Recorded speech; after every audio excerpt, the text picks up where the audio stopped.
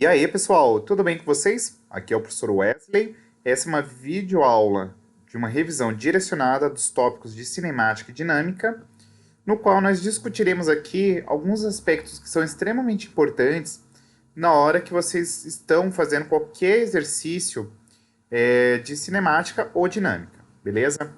Essencialmente, a cinemática e a dinâmica são sub-áreas da física que estão diretamente associadas com o estudo do movimento.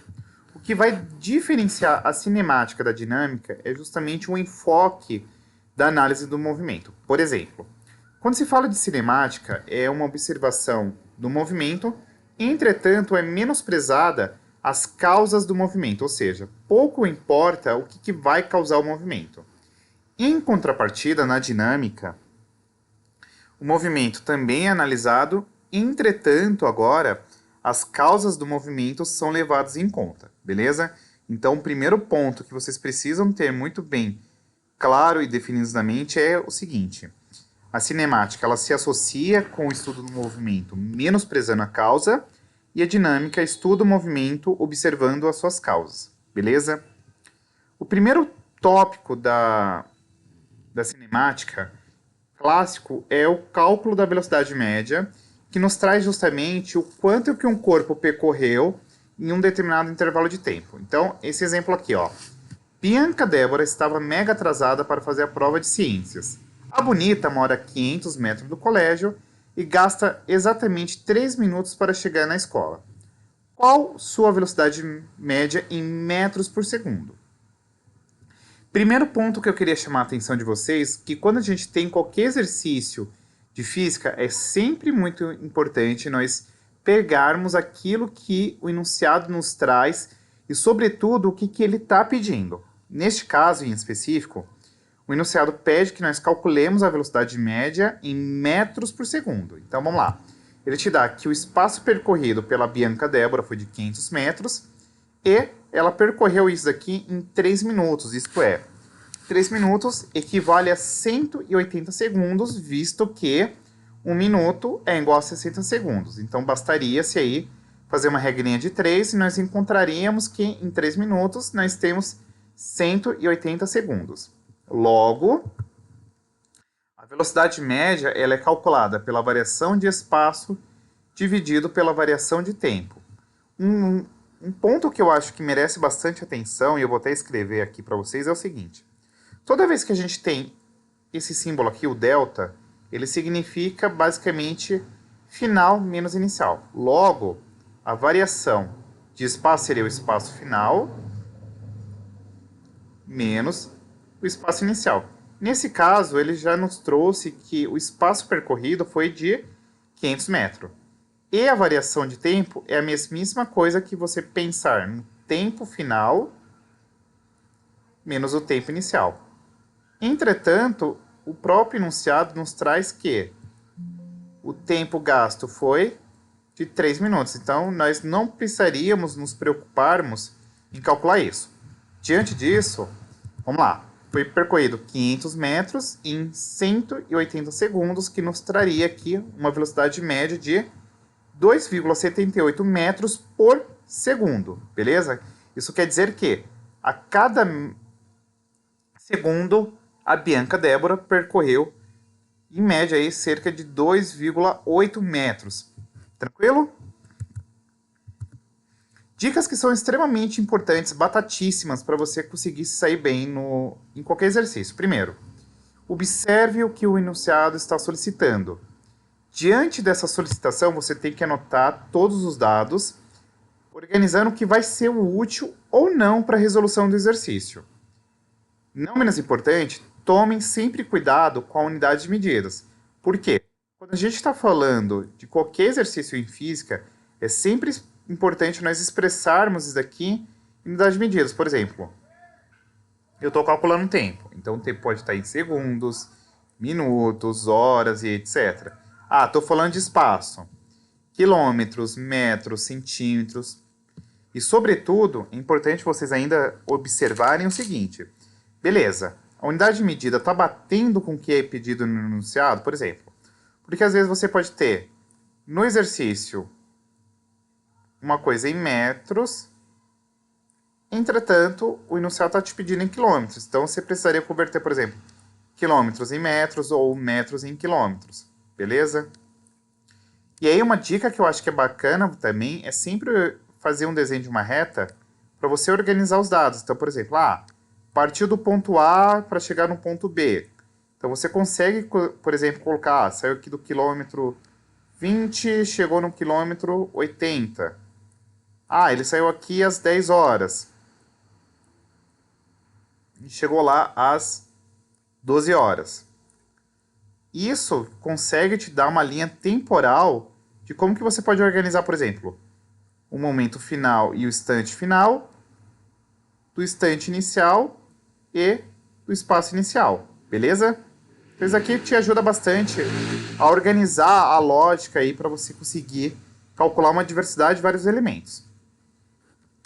Outra coisa que eu acho que é muito importante ainda a ser trazido, e deixa eu até apagar aqui, é que geralmente você pode ter alguns casos de que o enunciado te pede para converter de metros por segundo para quilômetros por hora ou vice-versa. Caso nós queiramos converter de metros por segundo para quilômetros por hora, basta-se multiplicar por 3,6. E se nós quisermos pegar de quilômetros por hora e converter isto para metros por segundo, basta dividir-se por 3,6, beleza? Nós temos aqui também um movimento uniforme, que é aquele movimento que ele vai ser caracterizado por um corpo que ele vai percorrer distâncias iguais e intervalos de tempos iguais, ou seja, o módulo do vetor velocidade é constante e diferente de zero.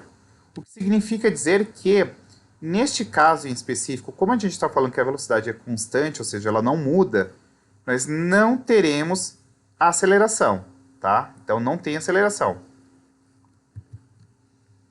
E aí, a depender do valor da velocidade, se a velocidade ela é positiva, ou seja, ela é maior do que zero, nós temos aqui um movimento progressivo. Em contrapartida, se a velocidade ela for menor do que zero, nós temos um movimento retrógrado, tá bom? Então quer dizer que ele está indo no sentido contrário da trajetória.